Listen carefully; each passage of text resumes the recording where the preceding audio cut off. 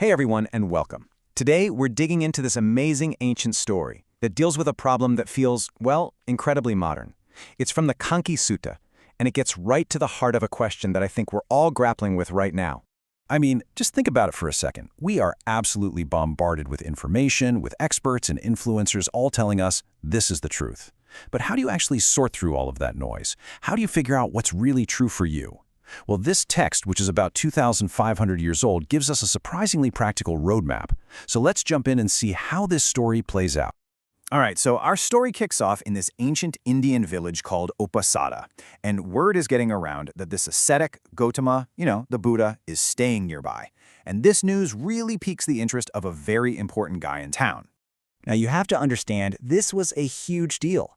Caṅkī was a big-shot teacher, a Brahmin from a top-tier family, so for him to go and visit some wandering ascetic, well, his peers thought it was completely beneath him.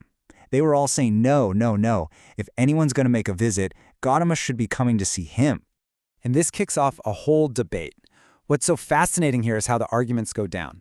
Caṅkī's friends start listing all his credentials, right? His perfect family tree, his money, his mastery of the holy texts. But Caṅkī has a counter for every single point. He's like, well, actually, Gautama is also from a noble family, and he walked away from incredible wealth. He's a teacher to kings, known for his perfect character. And then he lands the final point. Gautama is a guest, and guests should be honored. And just like that, Caṅkī wins the argument. So Caṅkī gets his way. He gathers this huge crowd of followers, and they all head over to meet the Buddha. They start having this really nice, polite chat, but it doesn't take long for things to get a little heated thanks to an interruption from the crowd. And here he is. Meet Caṅkīsutta. He's 16, he's a genius who has already mastered all the sacred texts, and boy, does he know it. He's the embodiment of that youthful arrogance, and more importantly, he represents the power of just believing what you've been told. He is not there to learn, he's there to fight. And he just goes for it. He cuts off the elders in mid-conversation and throws down this challenge. He's basically saying, my tradition is the absolute truth. What do you have to say about that? And right there, that's the core of the whole story. The clash between a truth you inherit and a truth you have to discover for yourself. Now, the Buddha's response here is just brilliant. He doesn't just give his own opinion, because that would just be another thing to argue about, right? Instead, he starts asking some very pointed questions. He just breaks it down so methodically.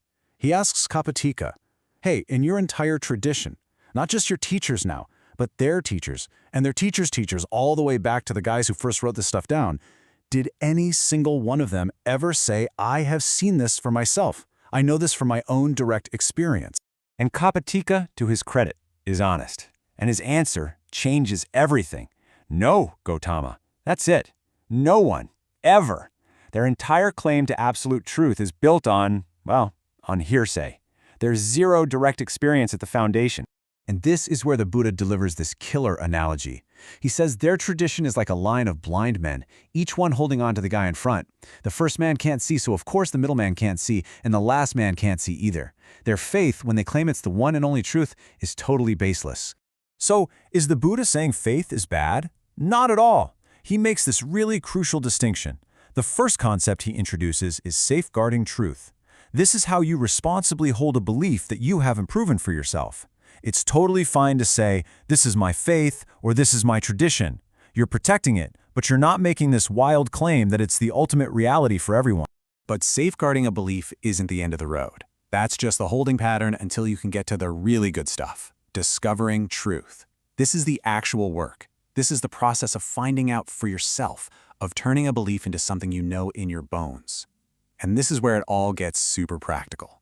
So of course, Caṅkīsutta asks the next logical question. Okay, so how do you discover truth? And the Buddha doesn't give him some vague, mystical answer. He lays out a clear, methodical, step-by-step guide. Just look at this process for a second. It doesn't start with blind belief.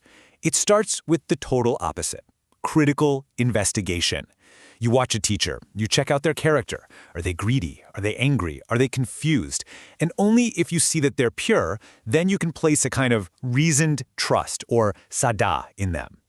From that trust, you go to them, you listen, you think about what they say, and then, and this is the key, you do the work to realize it for yourself. It's basically a scientific method for inner truth. And these aren't just, a random list of things to do. The Buddha explains that each one is the direct cause for the next one. They're all linked together in this unbreakable chain that takes you from simple observation all the way to real wisdom. You can see the whole chain reaction here. Real faith isn't the end goal, it's the rocket fuel. It gives you the guts to go up to a teacher. Going to them leads to listening. Really listening leads to thinking it through. Thinking it through inspires you to actually try it out. And putting in that effort is what finally leads to realization, to discovering the truth for yourself. By the time this conversation is over, that arrogant kid, Caṅkīsutta, has done a complete 180. He actually admits his old prejudice. He says he used to look down on ascetics, but now he has this deep respect for anyone who's genuinely seeking truth. All that certainty has just melted away and been replaced by humility. It's an incredible transformation. So, in the end, Kajatika's personal journey is a perfect map of the teaching itself. He started out by aggressively safeguarding a truth he'd never even looked at, but by the end of the conversation, he commits to walking the path of discovering it for himself. And that, of course, flips the whole question right back to us, doesn't it? When you look at your own life, what are the ideas or beliefs that you're just safeguarding? The things you hold on to just because you were told to? And what would it actually look like to shift from just protecting them to actively and honestly trying to discover if they're true for yourself? It's a question that's just as powerful today as it was 2,500 years ago.